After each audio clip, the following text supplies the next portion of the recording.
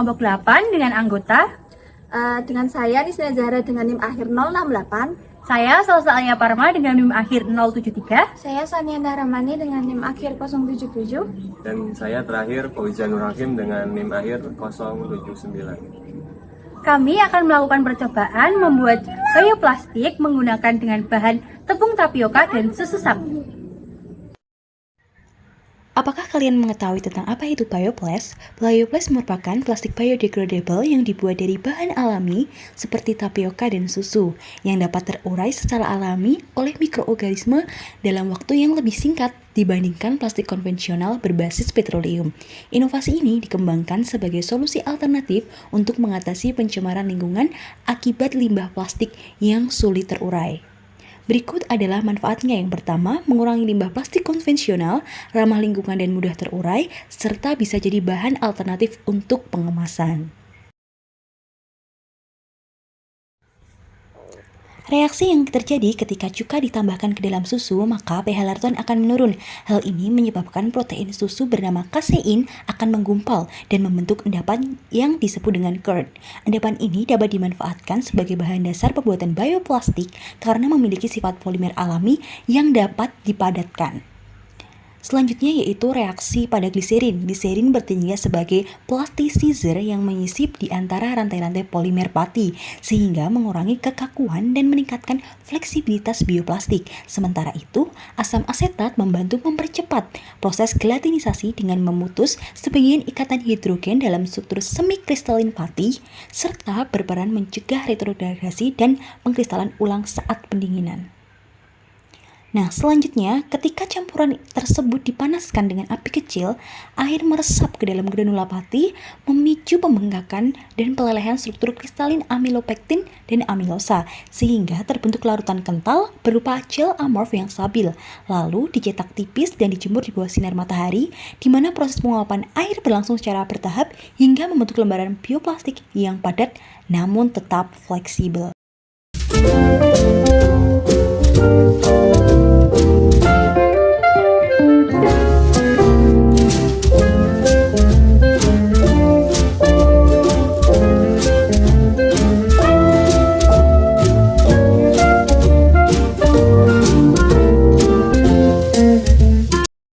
Pertama-tama masukkan susu sebanyak 115 ml.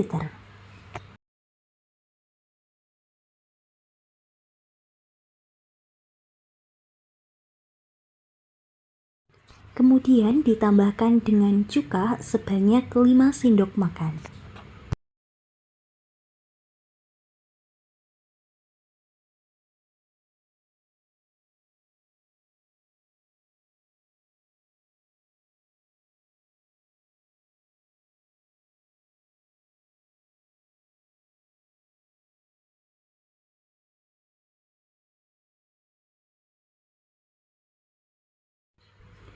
Kemudian setelah semuanya dicampur antara susu dan cuka, lalu dipanaskan dengan api yang kecil hingga mendidih.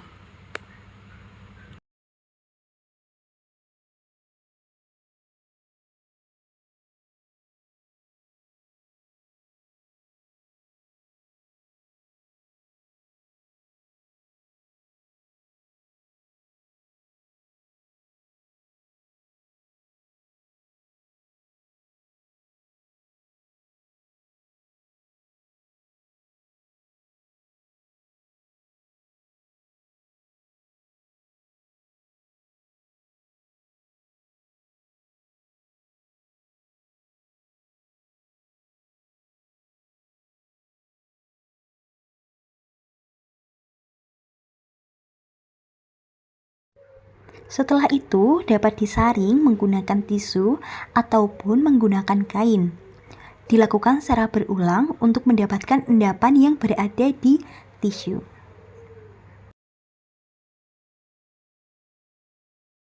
Berikut merupakan hasilnya setelah dikeringkan beberapa hari di bawah sinar matahari.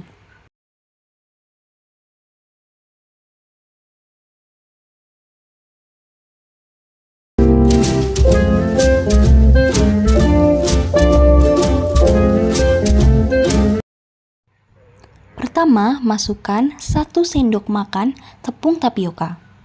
Selanjutnya, setengah sendok makan cuka.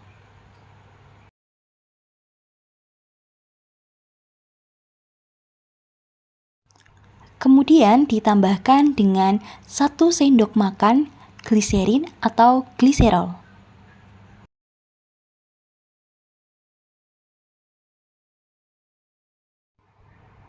Ditambahkan air sebanyak 7 sendok makan.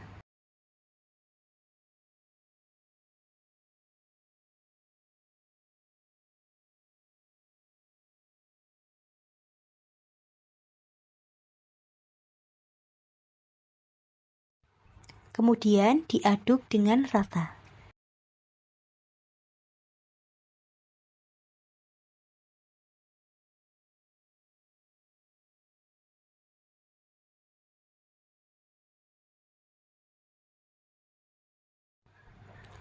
Setelah sudah diaduk rata, lalu dipanaskan menggunakan api sangat kecil.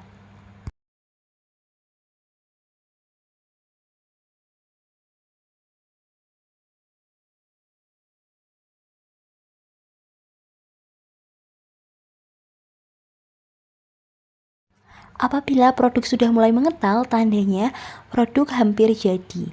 Tunggu hingga mengental dengan sempurna.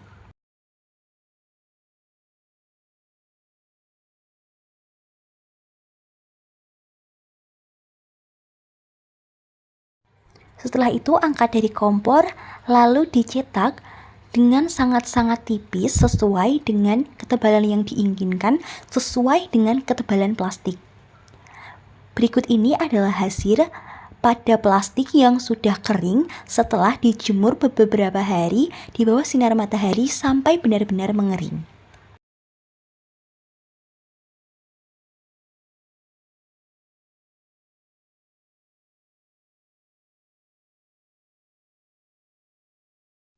Setelah produk bioplastik sudah benar-benar mengering, saatnya untuk mengepres membentuk plastik yang akan kita dijadikan pengemasan.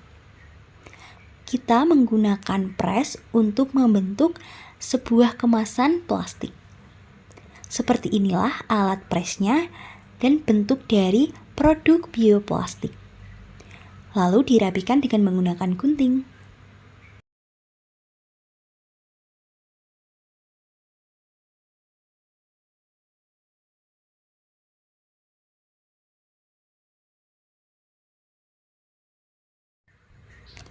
Tara, produk bioplastik sudah jadi.